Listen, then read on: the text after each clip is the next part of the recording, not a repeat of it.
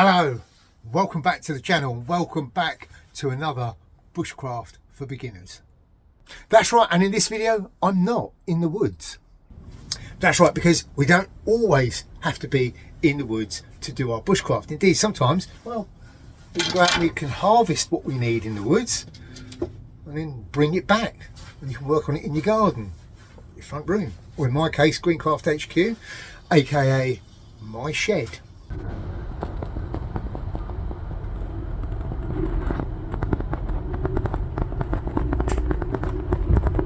Now, as you can see, my shed's full of bushcraft projects, various things, some that I've made in the woods, some that I've made in here.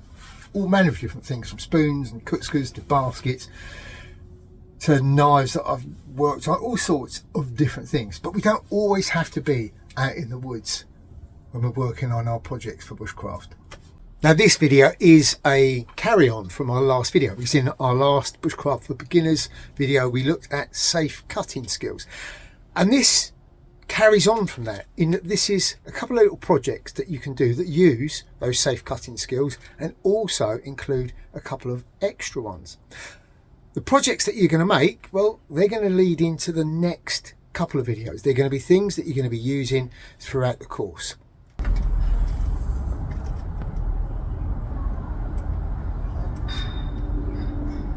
Now, for these couple of projects, well, you're going to need a couple of bits of wood. As you can see, one wants to be sort of chest to shoulder sort of high and no less than a thumb thick, certainly no thicker than 2 fingers thick. Fairly straight, could be a piece of hazel. In this case I've used a piece of dogwood, and then for my other piece I've got a piece of wood which is finger thick at one end, thumb thick the other end, and it's armpit to fingertip in length.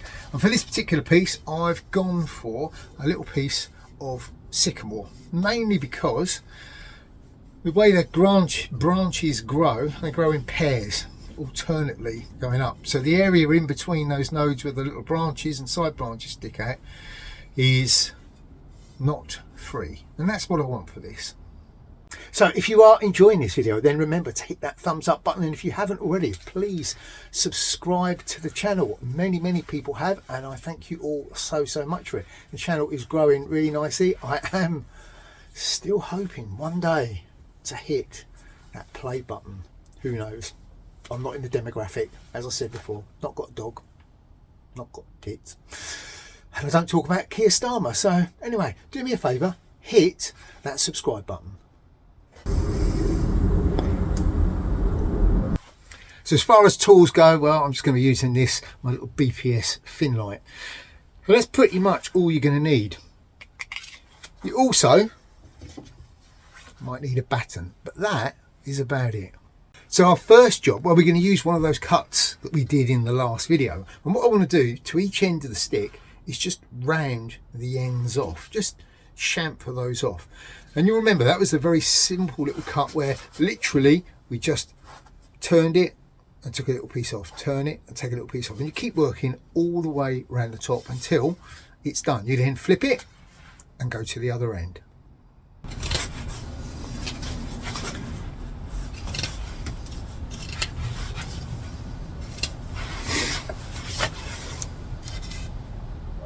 So that is both ends rounded off, chamfered off. Next thing I want to do is put a little stop cut in. Again, both ends of the stick, and it wants to be about 2 fingers width down from the top. And for that, I'm going to use my baton too.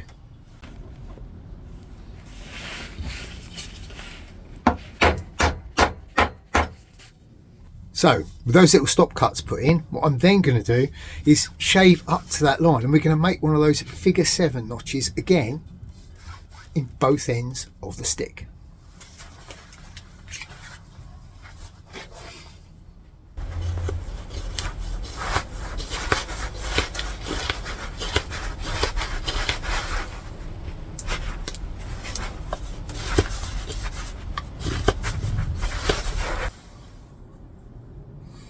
So there we go, figure 7 notch cut in the end of each stick. So far we've got a rounded end and a figure 7 notch, and these are ones that you've seen before.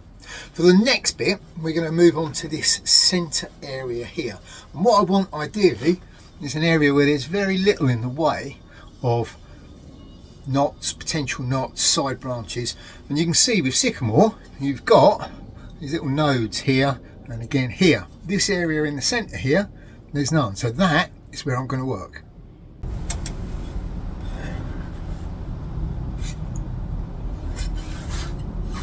Now the cut that we're going to be doing in that area there is very similar to that saddle notch that we did last time, but this one's going to be a shallower curve. The saddle notch was quite a steep curve.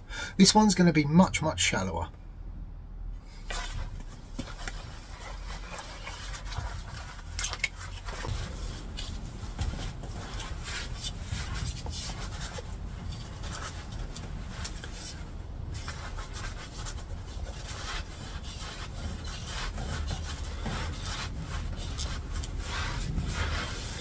And this is that one where we keep rotating it so we get an even cut.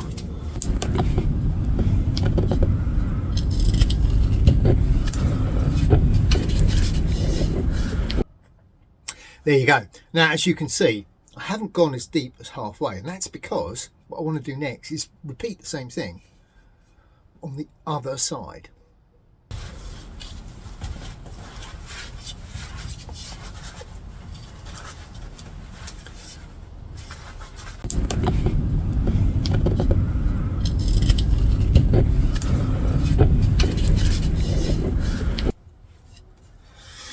There we go. Now you can see it's shaved down fairly evenly on both sides. These holes, again, they're roughly the same size. You'll also notice that they are just away from those nodes on each side, and I've got a good finger width before we hit those, and that bit's quite important, and you'll see why in a minute. Now the next thing we're going to do, well, we're going to turn our attention to that bit in there, and we're going to use the point of our knife, and we're going to cut a square hole that's going to go from that side right the way through to that side. But it's important that we do this in the right way to keep ourselves safe. And to do that, well, we're going to be holding our knife in a different way, because obviously the problem with working that way, pushing downwards, is that our hands could slip, and we don't want that to happen. So when we hold our knife in this way for pushing down directly, what we do is take the palm of our hand and we place it over the top of the knife, and we bring our fingers down around the side. That allows us to push down without the chances of our hands sliding onto that sharp cutting edge. So all I'm going to do in the centre of the stick is take my knife, and I'm running across the grain, and I'm going to put the point in like so, and then I'm just going to push down. You can see I'm just rocking it backwards and forwards like so. Then what I'm going to do, lift that out, I'm going to turn the knife round, and I'm going to do the same thing from the other direction like so. And again, just wiggle and jiggle it around. Then I'm going to create a square. I'm going to do the same, just a little bit further down like so. Again, jiggling that knife, because each time you push down, you're cutting through the layers of wood. Now with that done, you can probably guess what's coming next. I'm going to come in from this angle so I can join those two lines up.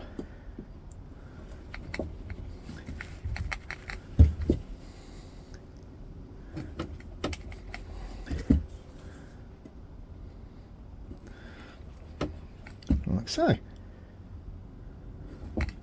So I've cut a box that's gone to a reasonable depth. Now what I want to do next is just lift those layers out like so. Now you shouldn't have to pry too much, particularly with a little knife like this one that's got a very fine point. So you're just literally lifting those out. Now with that done, we're just going to repeat the process in exactly the same space on the other side. Now to give you a guide, what you can do is push down through those holes again, What you should get is the point just starting to come through, and that will give you a guide for where you're going with your holes over on that side.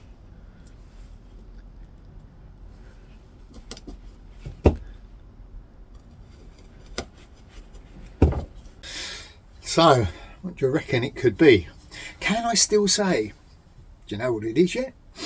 Or is that not PC anymore? Anyway, on for our next cut. Now what we want to do next is we want to put a stop cut that goes all the way around. It wants to be about a finger width from the end of those two cuts. So I want a ring there and a ring there.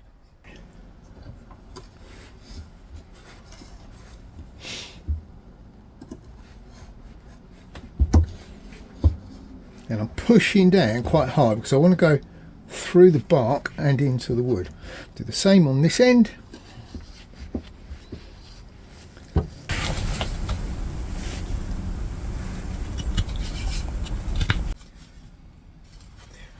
There, so I've gone round a couple of times,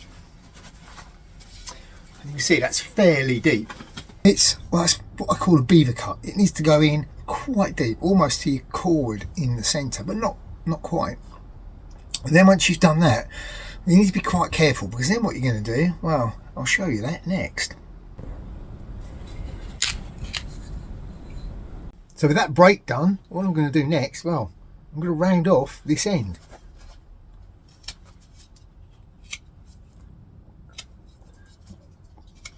And then with that done, well, I'm just going to repeat exactly the same on the other end.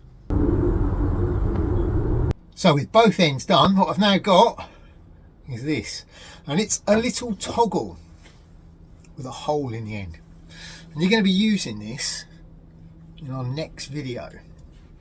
It's quite essential for something that we're going to be doing. So that's your toggle. Now, the other two bits, what are we going to do with those? Well, the work's not finished on those. What we've got to do next is we're going to split these down through the centre using our knife and a batten.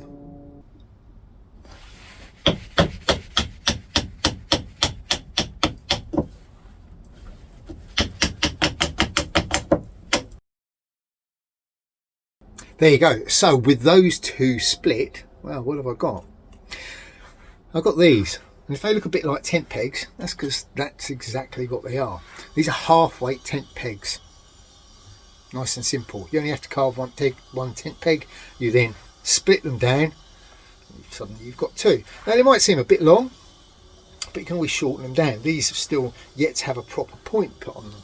And again, I'd go for a very short stout point on these, but there's nothing stopping me trimming these up. I tend to find with most tent pegs you want something that is at least a handspan long, so it does actually give you plenty of leeway. But you might live in an area where the ground is very soft, in which case something like this might be what you need. Ones this size fit much easier through the grommets and loops on your ponchos and your bashers than a full round wooden tent peg. And also, well, I think it's quite nice to make as much of your own kit as you can. Something simple like a tent peg. Well, I've got ones that I've had for probably 10 years. Indeed, ones that I carved in a video many years ago. And they're still going strong. So there you go, that's your first project. So I promised you 2 projects. And that's what you're going to get. And what you're going to need for that one is, as I said at the beginning, a piece of wood that's relatively straight, not too big, no more than 2 fingers at the top and a thumb's width at the bottom. If it's not uber straight, it doesn't really matter. That's entirely up to you. If you want to get it completely straight, well, it will take a bit more time, but what you can do is tape it or tie it to a straight piece of wood and just allow it to dry and season, and it should dry or season fairly straight. You could warm it over a fire just to try and bend the kinks out of it. Now what we're going to be doing with this is a journey stick, and I did a video on the journey stick which you can go back and watch, but you don't need to, because you've now learned all of the cuts that you need, because all they are, well, mostly we've rounded off the top, which we've already done. We've done a bird's beak cut, which in the last video I showed you how to do the bird's beak cut, and there's lots of those on this, because there's one at the top which allows this to be used for pulling pots off the fire. It's that little pot hook on the end. Over on the other side, on this side, there's another one just slightly down from that, and that one, well, that one is used if I'm setting my poncho up and I'm using this as my upright support, because I can slide a piece of cord over and it hitches in that little bird's beak cut there. You've then got on there, well, various other notches, and those ones are for measuring. These ones are at inch graduations. There are other ones on there that are at 1 foot graduations. There's also lots and lots more bird's beak cuts, and those ones are all facing upwards, and the reason for that is, well, this is also used as an adjustable pot hanger.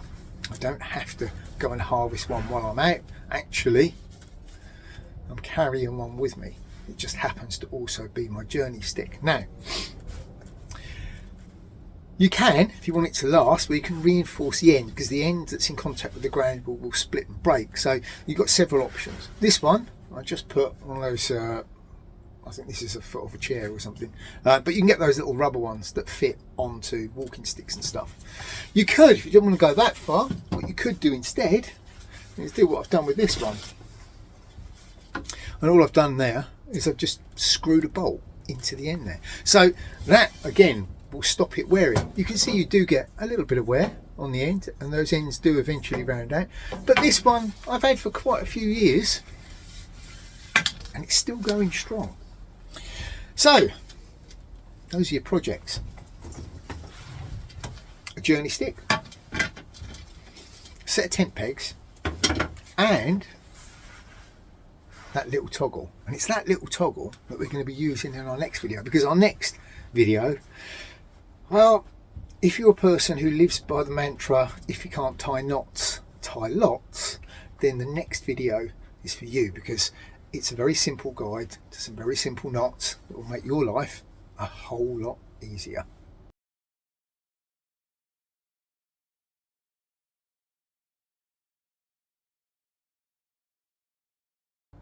So there you go. Make sure you tune in for that next video. If you enjoyed this video, then remember, hit that thumbs up button, and if you haven't already, please like and subscribe to the channel. Massive thank you to all the guys who have already subscribed to the channel. The numbers are growing well, and I thank you very, very much for that. In other news, well, down below in the description box, go over there and have a look at my Etsy shop, the Greencraft Shop over there, of my little patches, as well as a few other bits and pieces from time to time. There is going to be another run of the survival scarves. There's also going to be another run of the EDC Lite pouches, companion pouch, etc. So keep your eye on the shop for those. Now, in other news, I get asked quite a lot where you can come and do a course with me. Where am I based, etc, etc, which was one of the reasons actually we came up with the Bushcraft for Beginners course, so that people could access the content of a course online, plus it's free for you guys.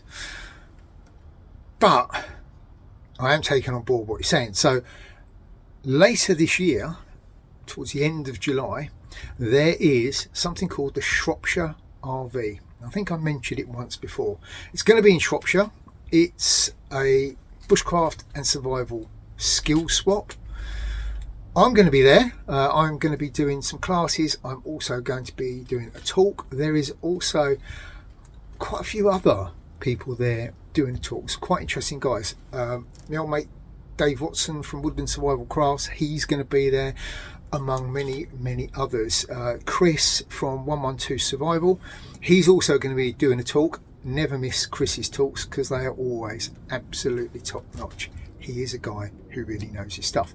I will put a link for the Shropshire RV in the description box down below. It's very, very reasonably priced. It's 3 days camping up in Shropshire, up in the Shropshire Hills, and it's absolutely beautiful up there. So check out that link below. Go over and follow that. I think that's everything. I've been Neil, and until next time, stay safe in the woods.